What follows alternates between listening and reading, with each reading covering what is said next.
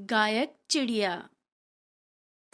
एक समय की बात है, एक शहर में सुरेश नाम का एक कबूतर रहता था। वो बहुत बड़ा गायक था। सभी पक्षी उसे अच्छे से जानते थे। उस शहर के सभी पक्षी उसके बहुत बड़े दीवाने थे। वो बहुत अच्छे गाने लिखता और गाया करता था, परंतु वो कबूतर बहुत ज्यादा नशा भी करता था। सुरेश कबूतर के जो कबूतर दोस्त थे वो सुरेश से बहुत मना करते थे, परंतु सुरेश किसी की नहीं सुनता था। वो अपनी ही मनमानी करता। वो बड़े बड़े क्लबों में जाकर गाने गाया करता था। एक रात को सुरेश कबूतर नशे की हालत में बाहर घूमने लगा। सुरेश कबूतर बहुत ज्यादा नशे की हालत में था। आगे चलकर सुरेश एक चिड़िया से टकरा जाता है। वो चिड़िया गिर जाती है। वैसे तो सुरेश को सब जानते थे, परंतु रात के अंधेरे में चिड़िया ने सुरेश को नहीं पहचाना। अरे मुझे माफ कर दीजिए, मैंने आपको देखा नहीं। तुम पागल हो क्या?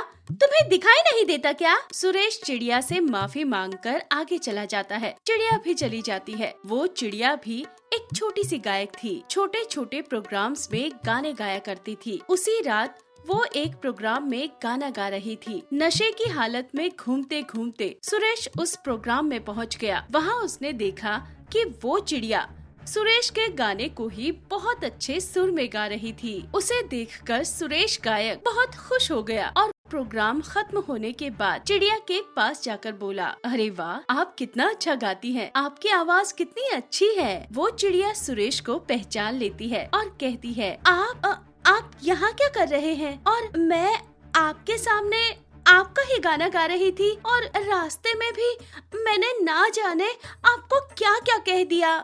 मुझे माफ कर दीजिए। अरे नहीं, ऐसी कोई बात नहीं है। तुमने मेरा ही गाना मेरे से ज्यादा अच्छे सुरों में गाया।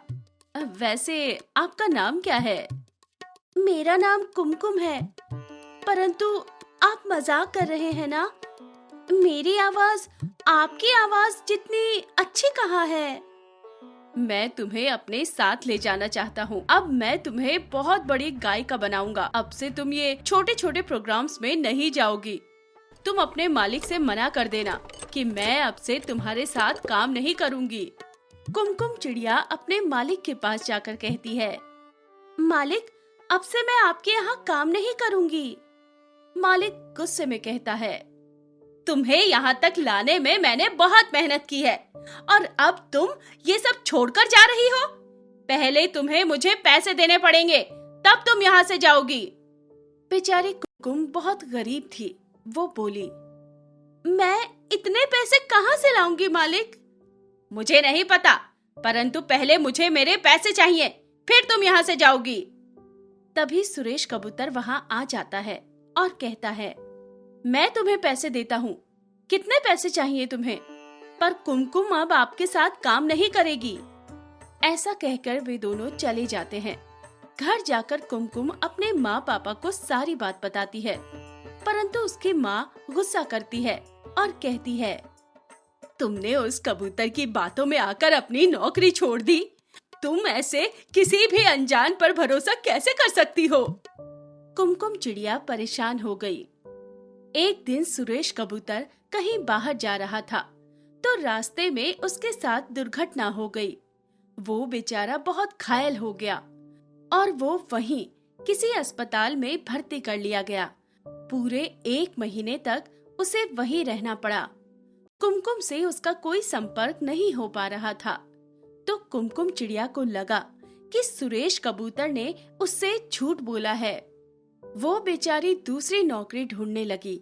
उसे नौकरी मिल गई और वो फिर से अपने काम में जुट गई। अपने पूरे इलाज के बाद सुरेश कबूतर आया। उसने फिर से कुमकुम को नौकरी छोड़ने को कहा। इस बार कुमकुम ने उस पर बिल्कुल विश्वास नहीं किया, परंतु सुरेश कबूतर ने जब अपने साथ हुई दुर्घटना के बारे में बताया तो कुमकुम को विश्वास हो गया और उसने नौकरी छोड़ दी। सुरेश कुमकुम को अपने साथ ले गया। वो उसे अपने साथ बड़े बड़े क्लबों में ले जाता। धीरे धीरे कुमकुम चिड़िया बहुत बड़ी गायिका बन गई। ये सब कुमकुम की मेहनत और सुरेश की मेहनत का नतीजा था। कुमकुम के साथ रहकर सुरेश ने भी नशा करना छोड़ दिया था और अब दोनों बहुत अच्छे और नामी गायक बन गए थे।